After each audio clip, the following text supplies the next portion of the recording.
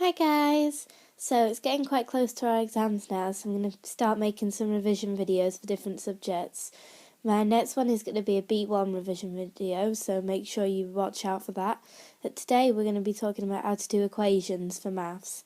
I'm going to start with simple equations and then at some point move on to simultaneous equations.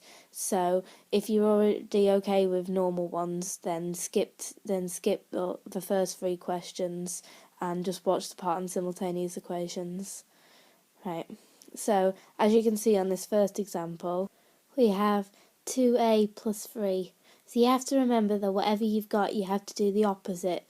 So as we've got plus 3 on here, we have to minus the 3. So you minus that from both sides to get 2a equals 4. And then because it's 2 times a, you have to divide by 2, so on both sides. So 4 divided by 2 means that a equals 2. Right, so on our next example here, you can see that we now have unknowns on both sides. So we have 3b on one side and b on the other side. But the idea of what you need to do is still the same. So first of all, you want to get all the b's on one side. Now it's easier to take the smaller one if they're both positive. So in this case, you're going to take b, which means that you take b off both sides. So it's now 2b plus 4 equals 12. And now you're just going to do the same thing as before. So you're going to take 4 off both sides to make 2b equals 8, and then divide both sides by 2, which makes b equals 4. As you can see in this example, we have brackets, so it's 3, and then in brackets b plus 2 equals 15. So the first thing you need to do is expand the brackets, which makes 3b plus 6 equals 15, because you times the 3 by the b, and then you times the 3 by the 2. Then you're going to do the same thing that you've done every other time, so you're going to minus 6 from both sides, leaving 3b equals 9, then divide both sides by 3, leaving b equals 3.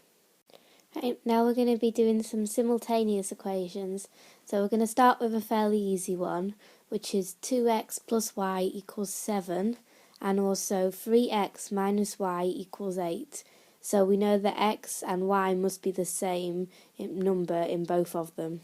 So first we're going to label the equations 1 and 2, and then this depends on what way round the signs are. So you can see we've got a plus y and a minus y here.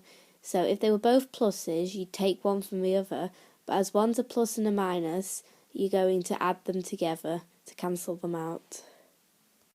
Which means that you're left with 5x equals 15, because when you add them together, 2x plus 3x equals 5x, and 7 plus 8 equals 15.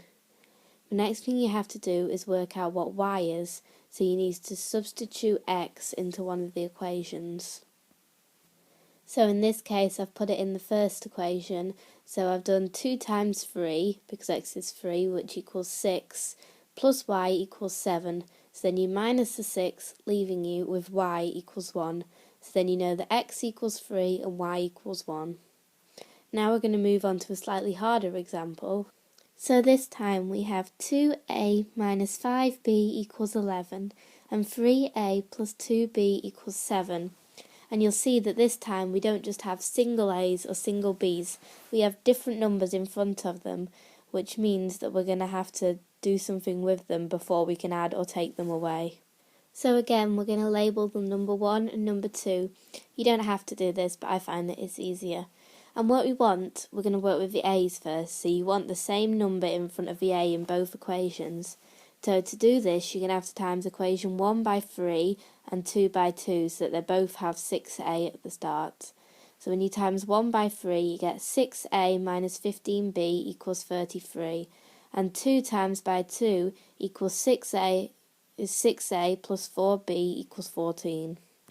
As they're both plus 6a rather than a plus and a minus like we had this time, we're going to have to take one from the other. So we're going to pick the equation with the bigger amount of b. This is normally easier, so which is number 4, as we've labelled them here. So we're going to do number 4 minus number 3, which gives us 19b equals minus 19. Then we're going to divide this by 19 to find out that b is minus 1. So then to find out A, you're going to have to substitute B into one of the equations again. And this time I'm going to put it into equation 4 because this is going to be easier than into 3 because it's all in positives. So when you put that in, you get 6A plus 4 times minus 1, because B is minus 1, equals 14. And then when you work this out, this is 6A minus 4 equals 14, which means that A, when you plus the 4 and divide by 6, equals 3.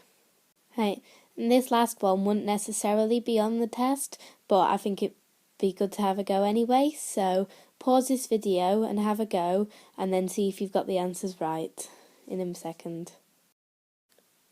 Did you get x equals 4 and y equals 3? If not, go back and see if you can work out where you got wrong. Now this is the end of this video. If you've enjoyed it, give it a like and subscribe, and I'd love to know if this was helpful to you so that I can see if so, then what topics within different subjects you'd like me to do in the future. The next one, as I said at the start, is going to be a B1 video, and that's going to be more like a chatty podcast video where I'm just going to talk all through it rather than necessarily using examples all the time. So look forward to that, and I will see you next time. Bye.